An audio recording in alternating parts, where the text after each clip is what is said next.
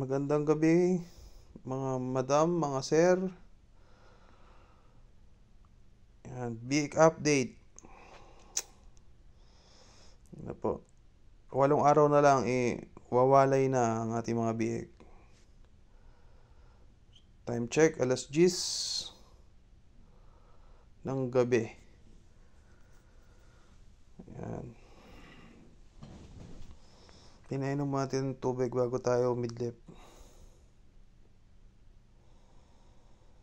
Masamang balita o nakakalungkot na balita, nabawasan po ng isa yung bansot, naipit. So, pumanaw na.